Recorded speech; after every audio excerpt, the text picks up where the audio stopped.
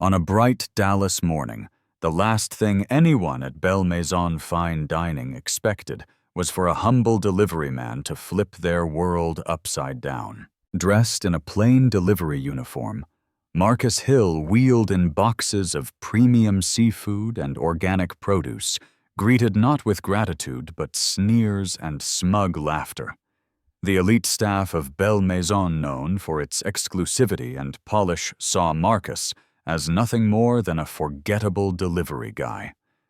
From the cold stare of the sous chef to the mocking whispers of waiters folding napkins nearby, every glance and word dripped with condescension.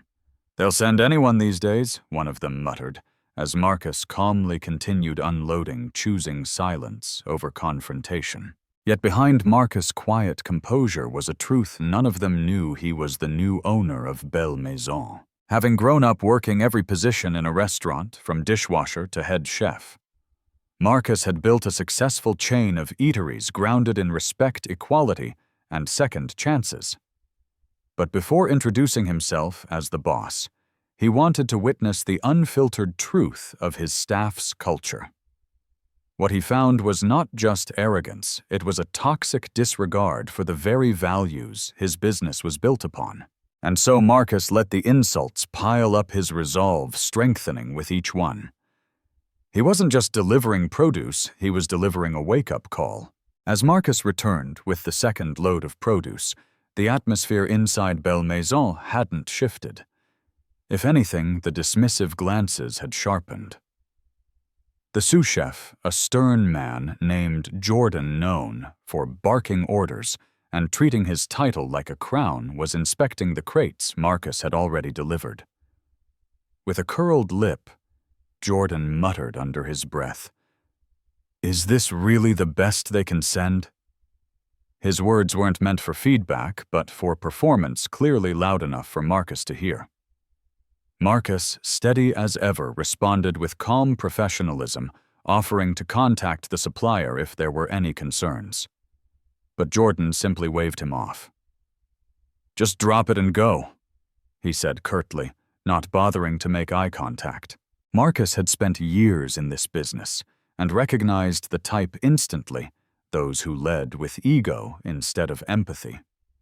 It wasn't just Jordan. As Marcus moved through the kitchen, several waiters giggled in passing, making low remarks about his clothes, his job, even his presence. One young server whispered, "Bet he's never eaten at a place like this." Another smirked. $5, says he fumbles something before he's done. They didn't know that Marcus had designed kitchens more refined than the one they stood in. He had trained chefs, built menus, and hired staff who valued people for their work ethic, not their wardrobe. And yet here he was, being sized up, as though he were invisible. The line cooks, the servers, even a woman in a sleek black suit who appeared to be a floor manager, all seemed unified by one unspoken belief: Marcus didn't belong. They didn't see his clean uniform, his punctual delivery, or the precision with which he handled their inventory. All they saw was a man who didn't match their image of success. But Marcus wasn't here to correct them yet. He was collecting observations, learning who they really were when they thought no one was watching. It was when a young cook pointed to an extra box by the door that things reached a low point. Marcus, puzzled, but cooperative, walked over to retrieve it, only to find it completely empty. Laughter erupted. "Just messing with you, man," the kid cackled. A few others joined in, slapping each other on the back like they'd just pulled off the prank of the year. Marcus placed the crate down without a word. His patience was fraying, but he wouldn't let them see it. There was power in restraint, and Marcus knew that soon enough the tables would turn. By the time the last box was unloaded and the invoice handed to Jordan, who signed it without a thank you, Marcus was ready to leave. But just as he reached for the door, one of the waiters muttered, "Yeah, go back to wherever you came from." That was the final straw. Marcus turned slowly, not with fury, but with a quiet authority that demanded the room's attention. "I came here," he said, his voice even and deliberate to deliver something you clearly need more of respect. The room fell silent. Their smirks faded. For the first time all morning they saw him not as a delivery man, but as someone who held more power than they realized. And the true revelation that was still to come. Marcus stepped outside into the warm midday sun, the door clicking shut behind him. He leaned against his delivery truck, taking a slow breath as he looked back at the building. Belle Maison's grand facade shimmered in gold and glass, giving no clue to the rot quietly festering inside. They had no idea who he really was. Not the manager, not the head chef, not a single one of the laughing servers or sneering cooks. But they were about to find out. Just 3 weeks earlier, Marcus had signed the final papers, making him the majority owner of Belle Maison, a risky but strategic expansion in his growing network of upscale restaurants across Texas. The name on the delivery invoice wasn't just there by coincidence. Marcus Reynolds owned the very company delivering the produce and seafood, and he'd done so deliberately. He wanted to see for himself how this place operated beneath its polish and pretense. What he saw this morning confirmed his worst suspicion Belle Maison had the elegance of a fine establishment, but the heart of a crumbling one. His mind drifted to his past, the journey from a dishwasher in Baton Rouge to an executive chef in Austin, and eventually to becoming a restaurant entrepreneur with a vision. His success had come not from favors or shortcuts, but from grit, long nights, and a commitment to lifting others as he climbed. This place was supposed to be another beacon in that vision, a place where food and people were honored in equal measure. But instead, it was run by arrogance, entitlement, and a staff culture that mistook elitism for professionalism. As Marcus tapped notes into his tablet, he finalized the agenda for the 300 p.m. meeting he had scheduled with the staff. He'd told the manager, Greg, only that the new owner would be coming in. He purposely left out the part where that owner had already stood in their kitchen hours earlier, stacking crates and being ridiculed. Marcus didn't want a show. He wanted the truth. And now that he had it, the next step was clear. He'd show them exactly who he was, but not with theatrics or grand speeches.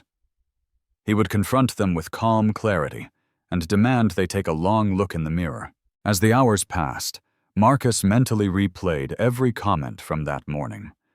The condescending remarks, the laughter, the sheer comfort they had in dismissing someone they thought beneath them. It wasn't just unprofessional. It was corrosive.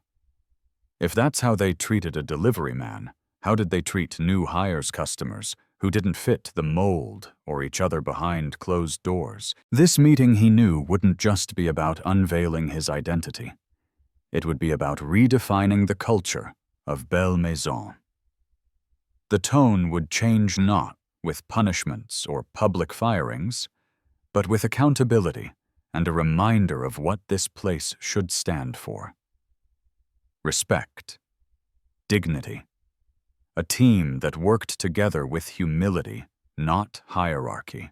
Marcus took one last look at the restaurant before stepping into his truck to grab a clean button-down shirt from the back.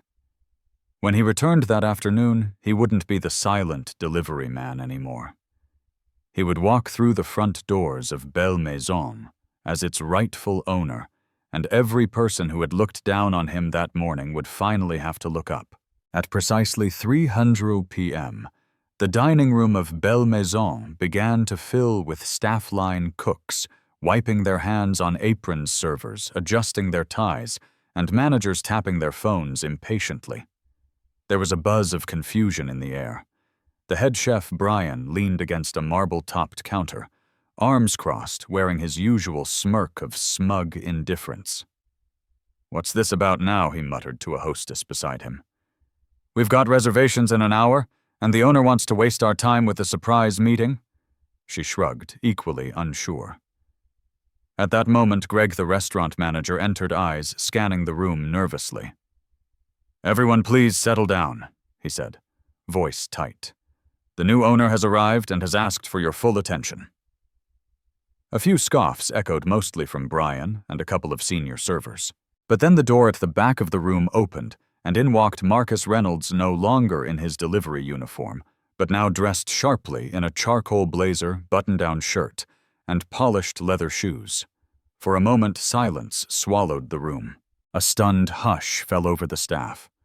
Several exchanged confused glances, as if trying to piece together why the delivery guy was now walking with the authority of someone who belonged. Brian let out a scoffing laugh, shaking his head. "You've got to be kidding me," he whispered. "That's the guy from this morning." Marcus didn't speak right away. He let the tension sit. He met each pair of eyes in the room, one by one, until finally resting on Brian's. Then calmly and clearly he said, "Good afternoon. I'm Marcus Reynolds. As of 3 weeks ago, I'm the new owner of Belle Maison." The room seemed to collectively inhale. Brian's face dropped. The hostess blinked in disbelief. Greg turned pale. Marcus continued, his tone level but deliberate. "Some of you saw me this morning. Not as myself, but as someone you thought didn't matter. You assumed I was a delivery man, and because of that, you thought you didn't need to treat me with basic respect." He paused. "What you didn't know is that I wasn't here to test you. I was here to understand the heart of this place. And what I found was disappointing." The words hit like a wave. No one dared speak. The memory of the morning, the jokes, the arrogance, the dismissiveness flashed vividly in everyone's mind. Marcus took another step forward. "I started my career scrubbing dishes in the back of a diner. I know what it means to work hard to be overlooked. And I've built my business on the idea that every role matters, from the chef plating a $90 filet to the person who delivers the ingredients." He looked directly at Brian. "But when people hear mock, belittle, and judge based on a uniform or a skin color, it's not just unprofessional. It's unacceptable." Brian shifted suddenly, unsure of what to do with his hands. The room was frozen in that rare kind of silence, where truth has made itself fully known. "I'm not here to humiliate anyone," Marcus continued. "But let this be clear, what I saw today that ends now. We're building something different here, and the people who stay will be the ones who believe in respect, in humility, and in teamwork. If that's not you, you're free to walk." No one moved, but the message had been received, loud and clear. Marcus stood tall no longer, the man pushing boxes through the back door, but the one setting the tone for what this restaurant would become. The tension in the room didn't dissolve immediately, but it began to shift. Marcus' words had landed exactly where they needed to. The staff, once smug or indifferent, now stood silently reckoning with their behavior. Brian, the head chef, no longer looked amused. Instead, his arms hung awkwardly at his sides, his face pale and unreadable. Marcus let the silence stretch just long enough before speaking again. His voice firm, but with an undercurrent of sincerity. "I'm not here to punish anyone. I'm here to rebuild something worth believing in. But that only works if the people in this room want to be part of it." He pulled out a folder and placed it on a side table. Inside are 2 simple forms. One says you're committing to this new culture, one built on mutual respect and accountability. The other, it's your resignation. If you feel this isn't the place for you, there's no shame in walking away. Sign the form, turn in your uniform, and you'll leave with 2 weeks' pay and a letter of recommendation. No hard feelings. A murmur rippled through the room. No one had expected this. Some looked toward the folder with hesitance, others with guilt. Marcus stepped back. "You have until the end of the day to decide. But I want you to really think about what kind of environment you want to work in. If you stay, that means showing up not just physically, but with heart. That means treating every guest, every coworker, every delivery driver like they matter. Because they do." As the staff slowly dispersed, heads bowed in thought, Marcus didn't stop to hover or micromanage. He walked quietly toward a booth near the window and sat down. The restaurant would open soon for the dinner shift. He wasn't expecting perfection, but he was watching closely. What mattered now wasn't fancy service or flawless plating. What mattered was the attitude, the energy, the effort to change. An hour later, a server named Chloe walked over and placed her signed commitment form on the table. "I want to stay," she said softly. "I didn't like how this place felt before, but maybe it can be different now." Marcus nodded with appreciation. "Thank you. That's all I'm asking." Others followed. A line cook, 2 hosts, even a dishwasher, who had barely spoken a word during the meeting. One by one, they stepped forward not just to keep a job, but to take part in rebuilding something better. Still, there were those who hesitated. At 4:45 p.m., Brian walked over, his expression conflicted. He held a form in his hand. "I've been here 6 years, he said. "I've run this kitchen through floods and pandemics, but I lost sight of something important: respect." He placed the form down. "I'm staying," he said, "but I know I've got work to do." Marcus met his eyes. "Then let's get started." It wasn't just a restaurant anymore. It was a lesson in humility, in growth, and in the power of second chances. The culture of Belle Maison had cracked wide open, and something honest was finally beginning to take root. The changes didn't happen overnight, but that evening marked the beginning of a quiet transformation. As the dinner rush began, Marcus stayed near the front greeting guests, observing the staff and making mental notes. For the first time in a long while, Belle Maison felt less like a machine and more like a place where people actually wanted to be. Servers smiled with sincerity, not just obligation. The kitchen ran with more cooperation and less ego. Even Brian, the head chef, adjusted his tone when barking orders, replacing irritation with clarity, arrogance with leadership. Marcus noticed subtle shifts in energy. Chloe, who had once avoided eye contact, now welcomed patrons with ease and even cracked a joke that drew laughter from a table near the window. The dishwasher Diego was seen helping a new line cook who was struggling to find ingredients, a gesture that would have been unheard of just the day before. Marcus had promised change, but it was the staff who were now beginning to make good on that promise. But not everyone was adapting so smoothly. As the rush settled into a steady hum, Marcus caught sight of Andrew, the waiter, who had made the go back to where you came from remark. He was moving through the dining area quickly, but there was something different about his demeanor.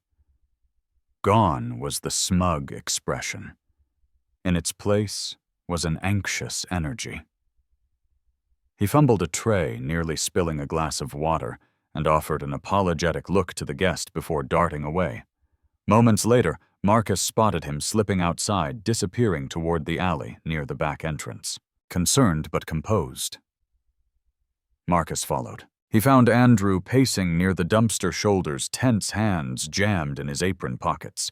When he saw Marcus, he stiffened. "I figured you'd fire me," Andrew said before Marcus could even speak after what I said. Marcus leaned against the wall, arms crossed. "That was the plan," he admitted. "But then I saw you tonight. You're trying. Sloppy, nervous, but trying. That means something." Andrew let out a slow breath. "I grew up hearing things like that. Saying things like that. I didn't even think twice until you stood there. Didn't yell, didn't threaten. You just looked at me, and I felt small." Marcus nodded. "You felt what you made others feel. That's what accountability looks like." Andrew looked down at his shoes. "I don't know if I can fix all of it." "You can start by owning it," Marcus replied. "With me. With the team. With the next person you serve. Respect isn't a speech, it's a pattern." A pause lingered between them before Andrew finally nodded. "I want to stay, if you'll let me." Marcus studied him for a moment, then nodded. "One chance, just one." They walked back in together. Inside the restaurant pulsed with the rhythm of clinking glasses and quiet conversation. The old energy of Belle Maison was gone, but what replaced it was something better. Not louder, not flashier, but more human. The culture Marcus hoped to restore wasn't built with rules, it was built with choices. And tonight, people were beginning to make the right ones. As the final customers trickled out, and the lights inside Belle Maison dimmed to their late-night glow, Marcus sat alone at a corner table, sipping a lukewarm cup of coffee. The hum of the dishwasher in the background was oddly comforting. He watched as the staff wrapped up their tasks. Chloe wiping down menus with unusual care, Diego cracking a quiet joke that made two line cooks laugh, and even Andrew offering to help close something he had never done before. The transformation wasn't dramatic, but it was real. This place, once sterile and cold, was slowly becoming warm again, honest again. And all it took was one man showing up not in a suit, not with authority, but with humility and truth. The lesson here is simple, but profound respect is the foundation of any place worth building. It's not earned through titles or roles, but through how you treat people when you think no one's watching. Elijah, posing as a delivery man, was a mirror revealing not just behavior, but character.